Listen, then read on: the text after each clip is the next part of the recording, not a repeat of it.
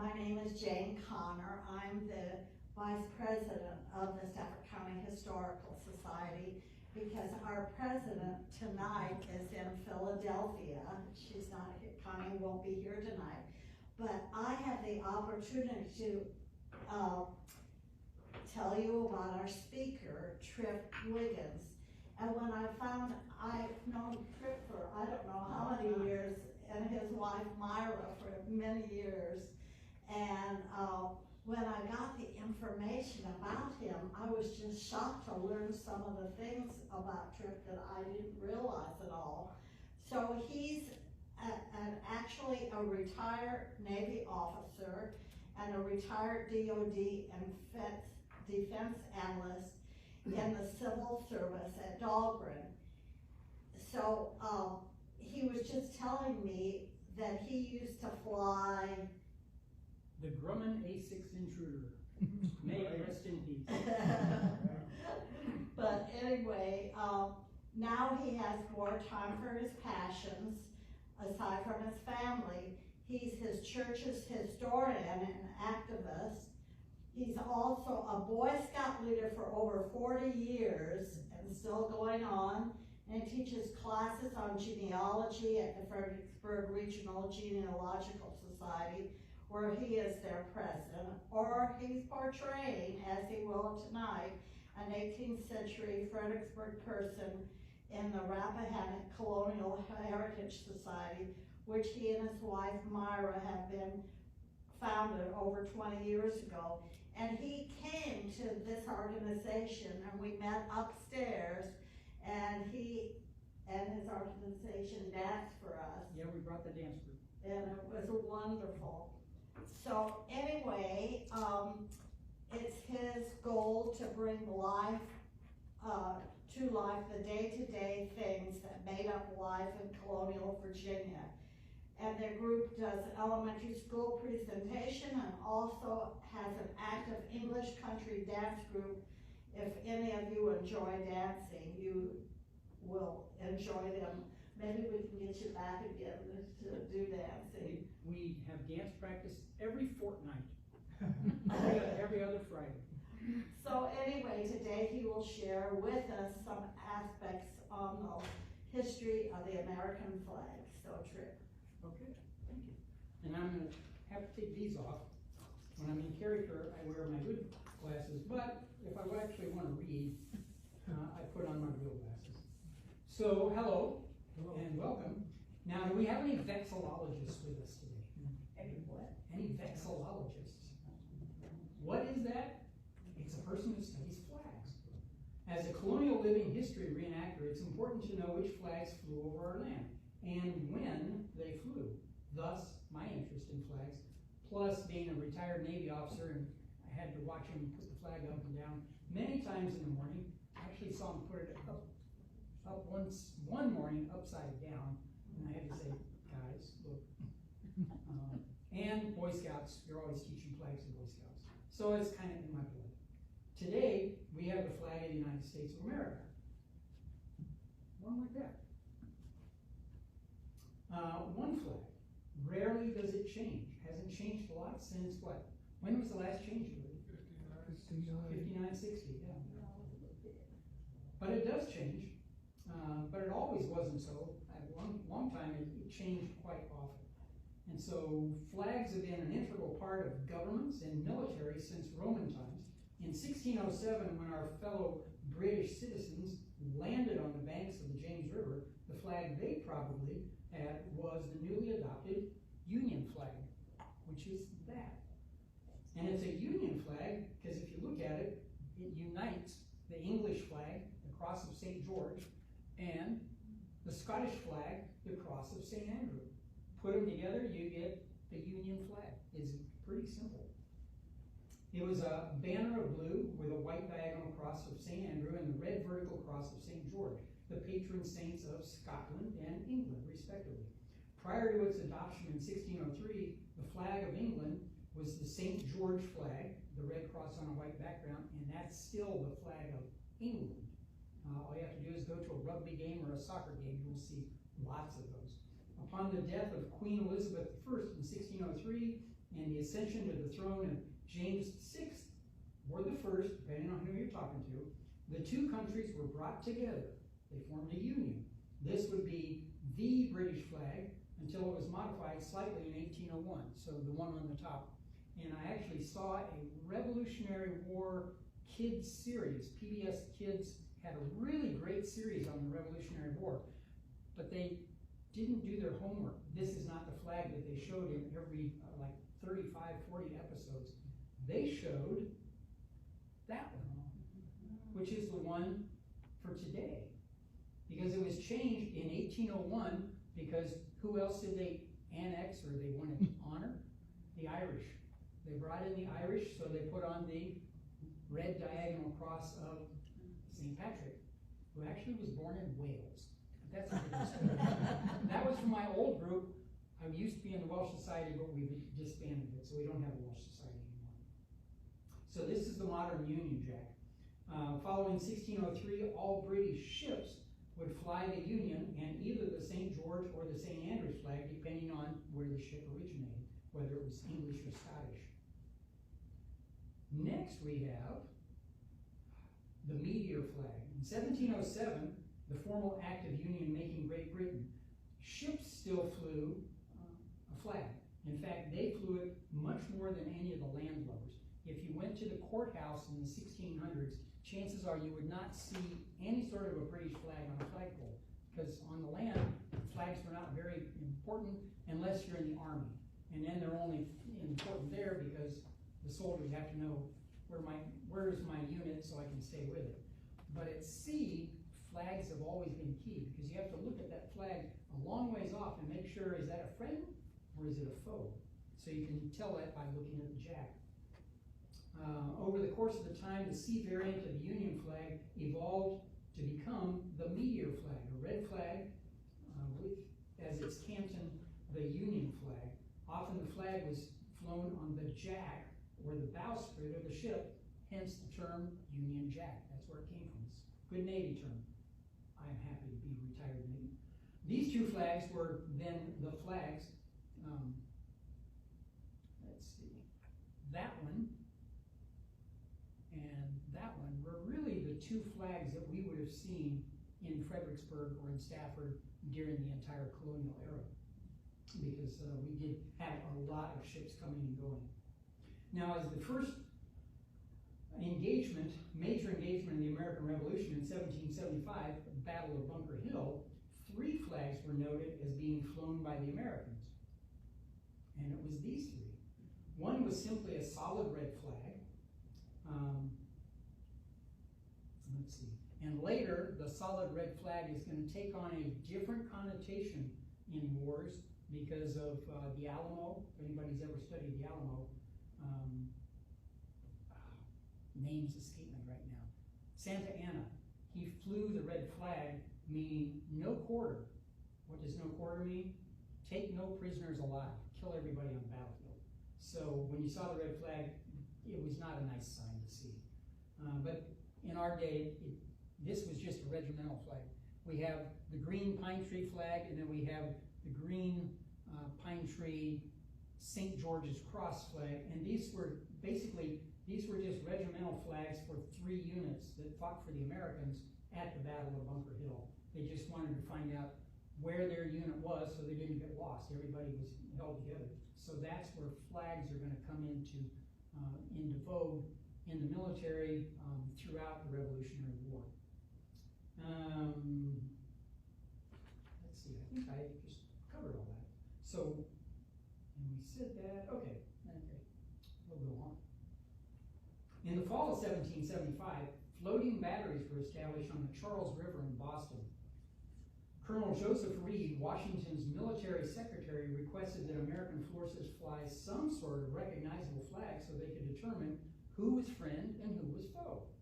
He came up with a design, a white flag, with a green tree on it in the middle, and an appeal to heaven put on there. Still, the actual decision of the flag fell to a contractor, not Washington or Congress. So if you tell the contractor to make a flag, they're going to make it sort of what you said to make it, but that's what it's going to come out of.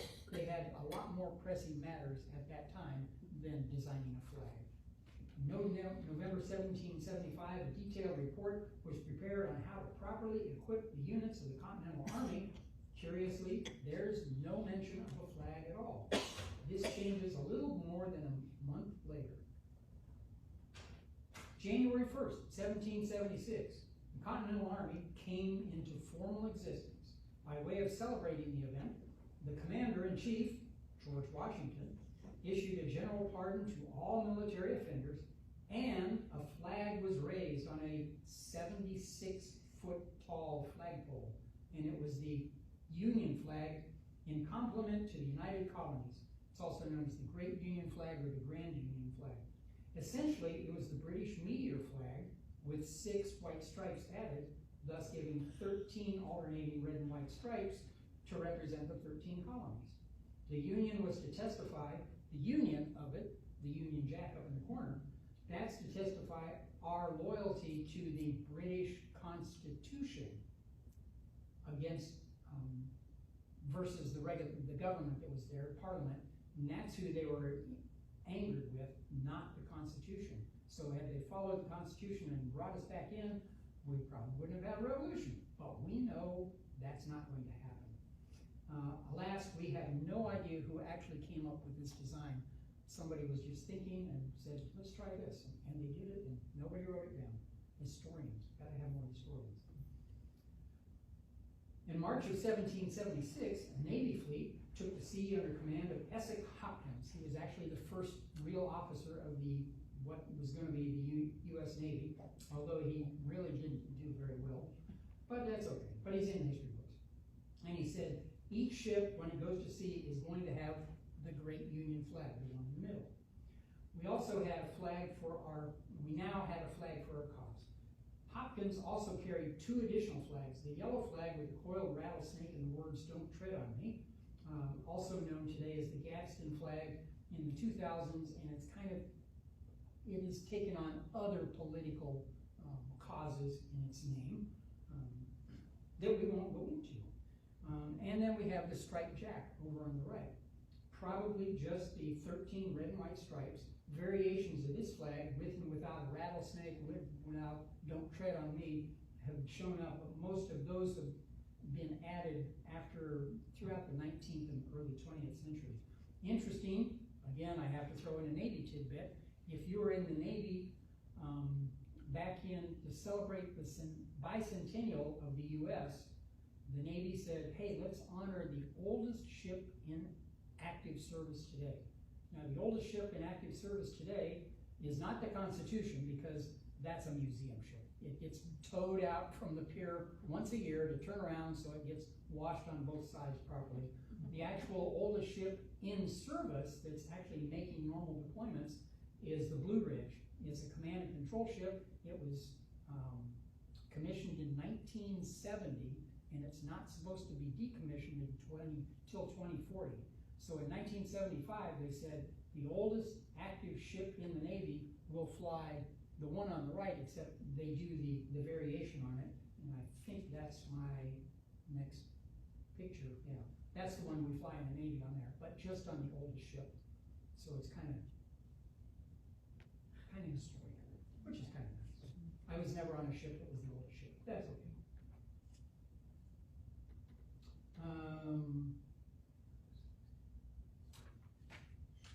Modern research says that probably the first Navy Jack, the Essex flag, probably didn't have the rattlesnake or the slogan. Like I said, it was added on later, but since 1975 it's been added onto it, and everybody knows that the Constitution is the oldest ship, and they have a Navy crew on board there. If you're handpicked to be part of that crew, that is a big honor, and those guys really enjoy their job. Plus, they never deploy. They go out once a year on the 4th of July. They get towed out into the bay so it can turn around and come back and tie up on the other side of the pier. So that's their sea service. But that's okay. I'll bet they're busy maintaining it, though. They are very, very busy maintaining it. It's almost like, I'm not sure how much of the ship is still original, but there's some of it that's still original. And for the people that serve on there, they all just are gaga. I mean, they're on the oldest ship in the Navy that had a remarkable history. It just wasn't the fact that it survived, but it was in a lot of key battles in the War of 1812. But we go on. Okay, Congress, so what was the first flag of the United States? Congress never actually approved the Grand or Great Union flag. It soon became known as the Union flag, the Grand Union flag, or the Congress flag, and the colors of the United Colonies, and was the de facto flag of the United Colonies, since George Washington said, this is what we're going to use, since nobody else has given us anything to use. North Carolina even added a design to their paper money of the flag. It flew in the Army in Manhattan on Lake Champlain in the summer of '76 with Benedict Arnold's fleet, back when he was the good guy. Remember, many still hope for a peaceful reconciliation with the mother country, thus the Union Jack and the flag. With the Declaration of Independence, well, all bets are off now. We are now breaking all ties with the mother country, and there's no turning back. No allegiance to the English Constitution. We are now Americans, and we need an American flag. June 14th, 1777. Congress is in session in Philadelphia in what would be known as Independence Hall. As most days, the Congress was concerned with a multitude of routine matters, while Burgoyne was launching a new offensive from Canada against the colonies. And Mr. John Murray was paid for some services. This comes out of the congressional record. Money was appropriated for several military bills, and a resolution was presented. Resolved that the flag of the United States be made of 13 stripes, alternate red and white, that the Union be 13 stars, white in a blue field, representing a new constellation. That was it. It passed. More business. The Navy Captain John Roach, commander of the Ranger, was asserted to be a person of bad character, was relieved and replaced by John Paul Jones, who we in our area know actually sort of lived here for a very short time, but we take credit for him. But that's another story. Congress adjourned at 10 a.m. The business was done. No discussion is recorded about the flag bill's introduction. It was just presented and passed. Modern researchers believe the 1777 resolution was probably meant to define a naval ensign. In the late 18th century, the notion of a national flag did not yet exist, or was only beginning to be thought of. The flag resolution appears between other resolutions, all of which came from the Marine Committee in Congress. So it was all Navy-oriented and ships-oriented. And like I said, land flags are not in vogue yet, except with militaries, but they are very much in vogue on ships. The flag resolution did not specify any particular arrangement, number of points, orientation for the stars, or whether the flag had to have 7 red stripes and 6 white ones, or vice versa. The appearance was up to the maker of the flag. Some flag makers arranged the stars into one big star in a circle in rows. One arrangement features 13 5-pointed stars arranged in the circle, with the stars arranged pointing outwards from the circle all the way around. Research shows that the original flag probably looked like that.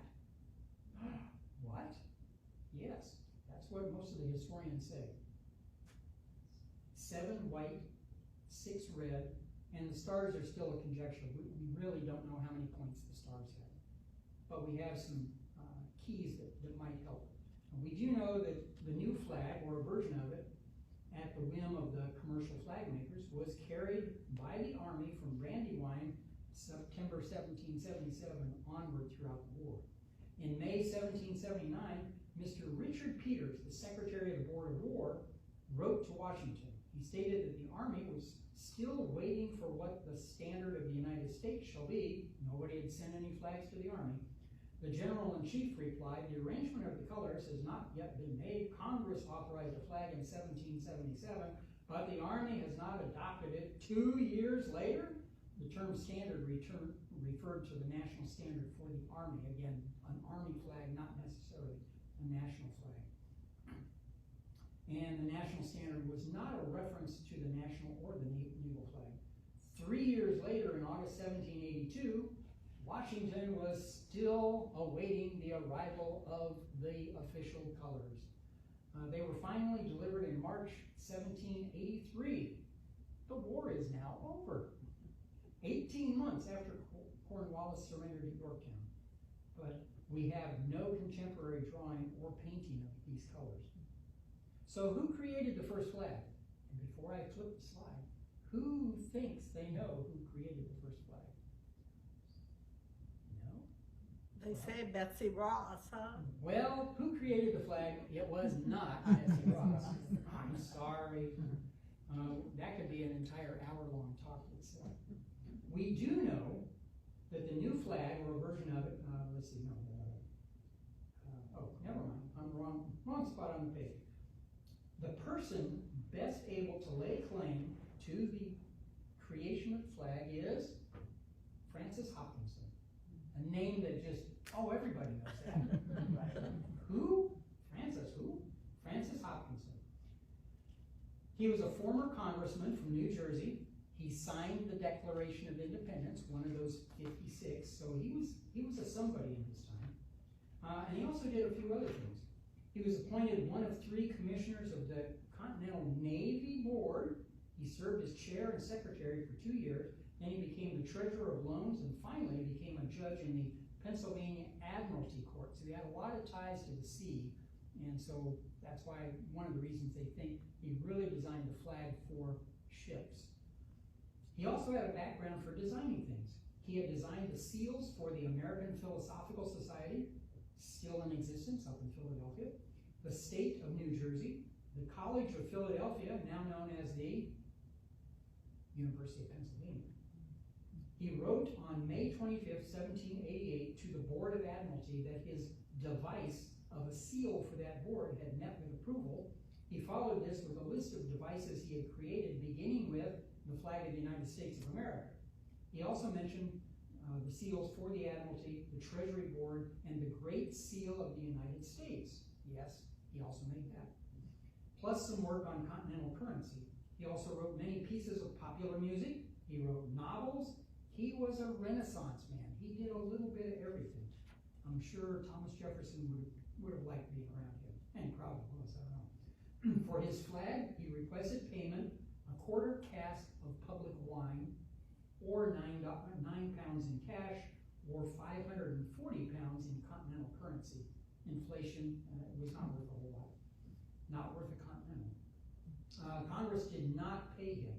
A congressional committee investigating his claim found that the report relative to the fancy work of F. Hopkinson ought not to be acted on. After all, he was a member of Congress and he was drawing a salary, so we're already paying him to do government work.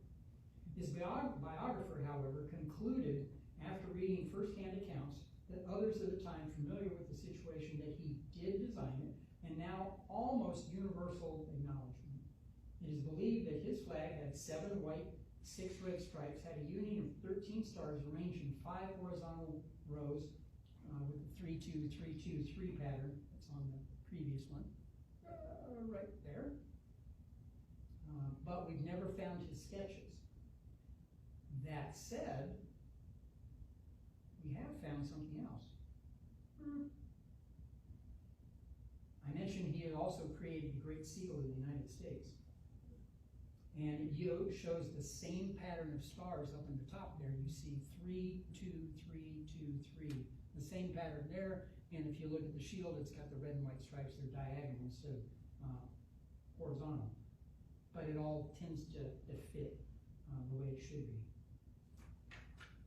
He is also the creator of the initial Navy flag, the 13 horizontal stripes, 7 red, 6 white, alternating, like we showed earlier. So he was probably the guy who actually did it. Oh, for the lack of good communication. John Adams and Ben Franklin described the flag to Italy and France in 1778 as the flag of the United States of Americans consists of 13 stripes alternating red, white, and blue. A small square in the upper angle next to the flagstaff is a blue field with 13 white stars denoting a new constellation. So they actually got it pretty close. We didn't have the internet. We didn't even have a fax machine. We just had letters, and nobody drew a picture. Blue stripes, yes, that's what I said. Here, Scotland and Fredericksburg's own John Paul Jones comes into the picture. What? February 1778, Jones got the French to recognize our new flag being flown on his warship. It was again with Jones in his first sea victory just 2 months later when the Ranger defeated the HMS Drake. A year and a half later, Jones, now on the Bonhomme Richard, defeats the HMS Serapis. Following the September 23rd victory, his ships were briefly seized by the Dutch. The flag on Jones' ship was not recognized yet by the Dutch, so they put it in hock until they could sort it all out. The Dutch sent an artist to make a careful color drawing of the flag of the two American ships. And that's what the flag looked like. So he got the red, white, and blue, and he got the stars, and he got the stripes, but it's kind of a cool looking flag.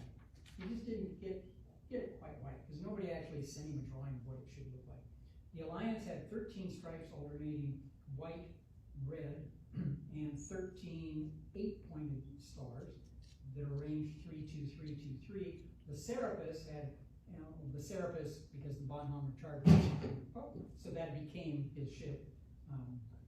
And it had this flag on it, with, I think there's 7 or 8-point stars. Kind of strange. Meanwhile, throughout the war, other flags are going to be seen. Everybody now knows that there's supposed to be 13 red and white stripes, because that's been in the newspapers and stuff, and it's got this field of blue with stars, 13 stars. So the one on the left is the one that was actually seen at the Battle of Bennington, Vermont, the Battle of the 76 flag it's known as. And the one on the right is a militia regimental flag. So that's the one that closest looks to the Betsy Ross flag. But it was just a bunch of guys in the militia unit down in North Carolina. They came up with this thing and they said, this is going to be our regimental flag, so we know it's our regiment, so it's going to be different from everybody else's. And it worked. So this is how the war ended. And one of the other ones I really liked, and I didn't get a picture of it, but I have it here. Red, white, and blue. How's this one? Yeah.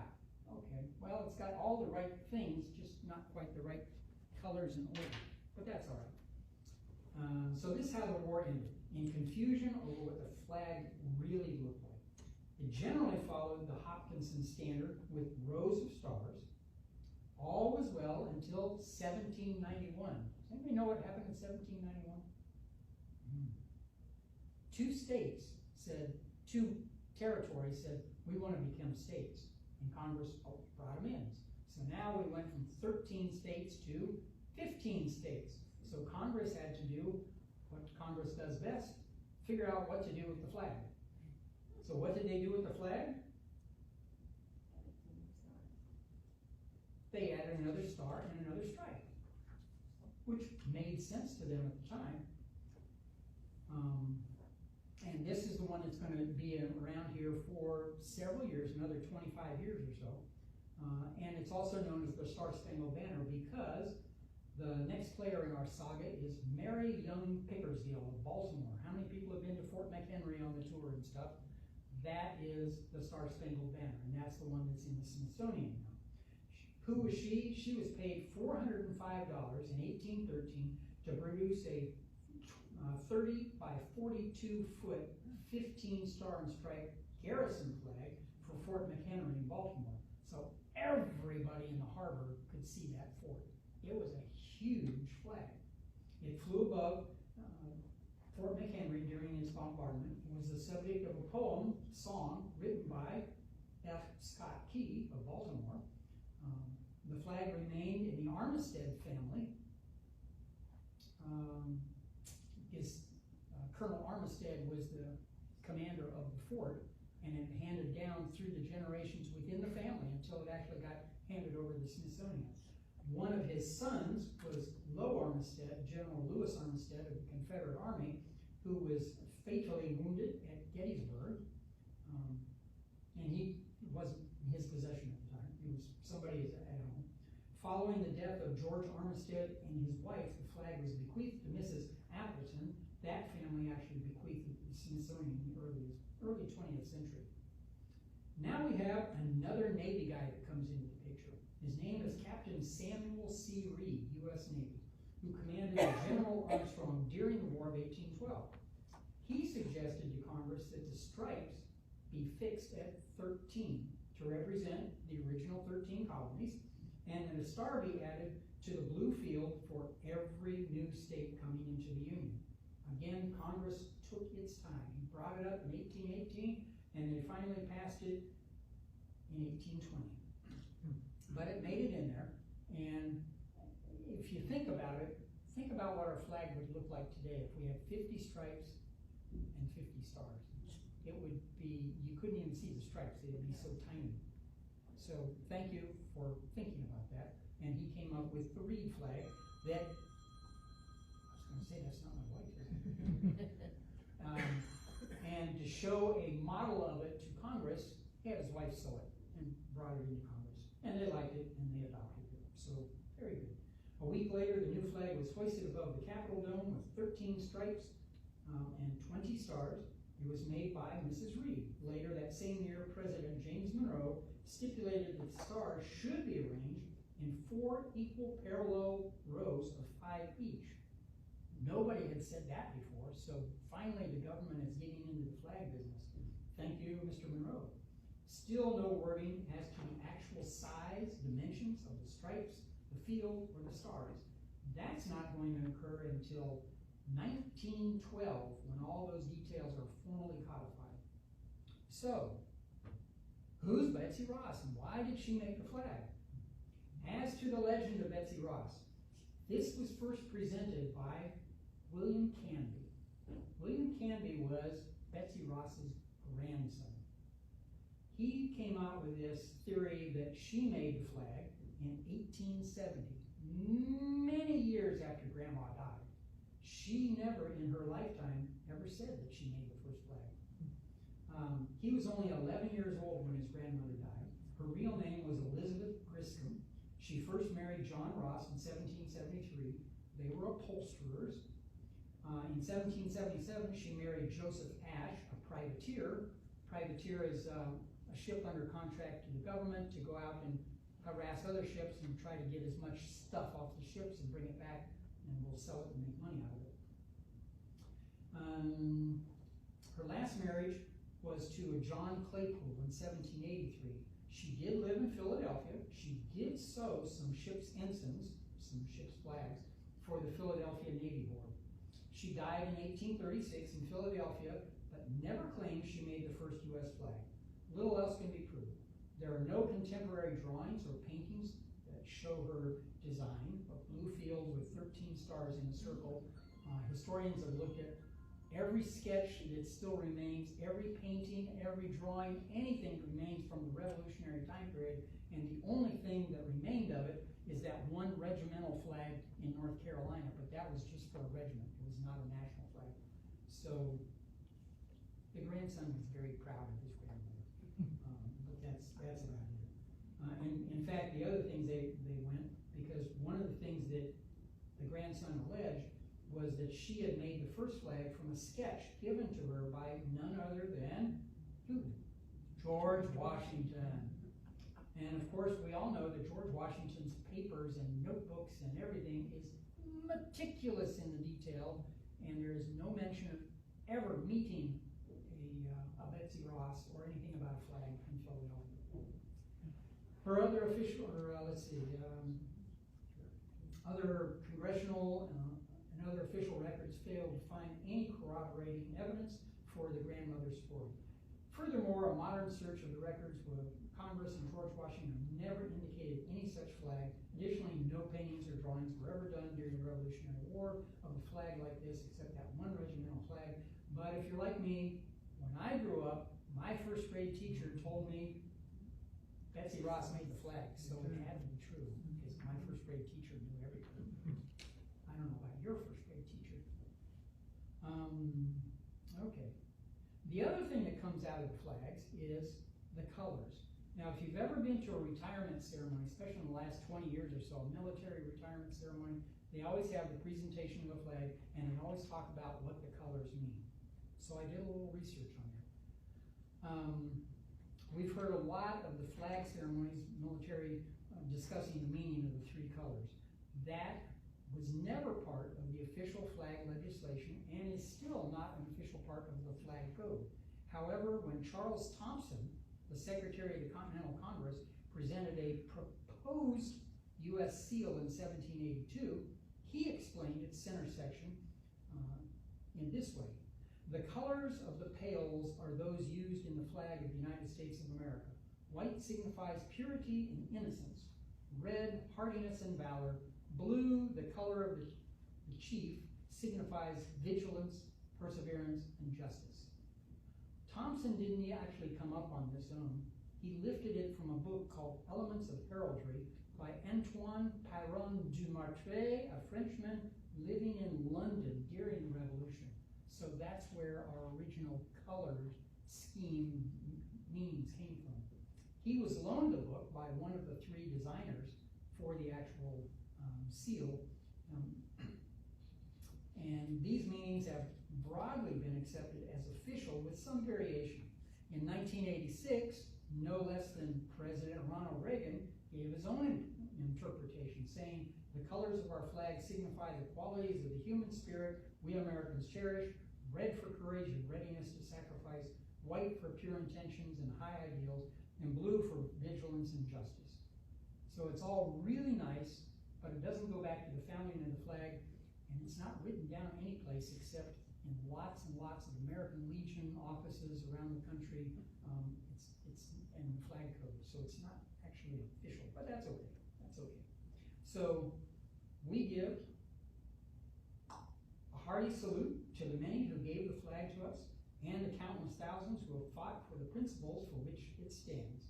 So here's our salute to the grand old flag in all forms she has taken, and I thank you for your patience, and hopefully if you have any questions, I can answer some. But I will tell you, a lot of the stuff that I found, I had a couple of Boy Scout pamphlets that have been around for decades and stuff, but there is a really super good book that's been published in the last 2 decades, and it's called Flag, an American Biography by Mark Leepson. He really did his due diligence in research on it. So, anywho, yes? We just saw a piece of something on TV talking about the Don't Tread on Me snake. Mm-hmm. And they said that it came from some drawing by a little boy that he put on his drum on the marching with the troops. Could be. And, pardon me? It could be. And somebody, adopted it, and then the rattlesnake especially has 13 rattles.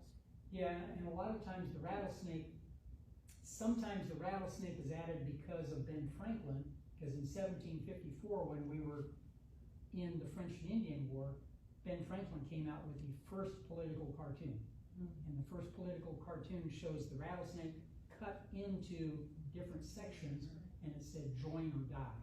So that's where the rattlesnake has really got his start in all things political propaganda and otherwise. And it really was very useful in the French and Indian War to bring people together. And this was very useful in the Revolutionary War to bring people together to fight our enemy. Because you have to remember, in the Revolutionary War, which the talk is not on that, but roughly a third of the country were die-hard rebels, a third of the country were die-hard loyalists who wanted to go right back to the crown, and the other third just wanted to be left alone. And you can look at a lot of wars like that. The Civil War was not that much different. There's a lot of people who just wanted to be left alone. During your Navy time, did you have much interaction with the signalmen? The skivvy waivers, as we called them. I was always impressed by those guys, but I could never do it myself, because they could do it with blinking light, they could do it with the flags, they knew semaphore. I knew wigwag back in Boy Scouts, and I tried to learn semaphore, but it was just too complicated for me. So I always would bow in awe to a signalman, because they knew their trade, and it's the most secure communication ship to ship that's known to man. Unless somebody is between you and can see what you're doing, nobody can break that code. So it's, yeah, very good. Were you signalman, sir? No.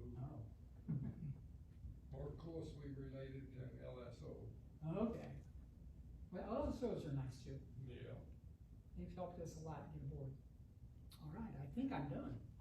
Well, Tripp, we're so happy that you're here today, and we really appreciate all your knowledge that you share with us, and we hope that you and Myra and maybe your dad Scoop can come next year and I will dance talk to for her. us. We'd love that. Well, I am giving you one of our ornaments, and this is Stafford's own colonial guy that we're awful proud of. Our own colonial era. Which one is he? Okay, have you ever heard of George Mason? George Mason. Yes, I've been to his house. He's got a nice house. Yeah, and he used to live in Stafford County. Yes. So we love for you to have that. All right. We so appreciate you coming. Thank you.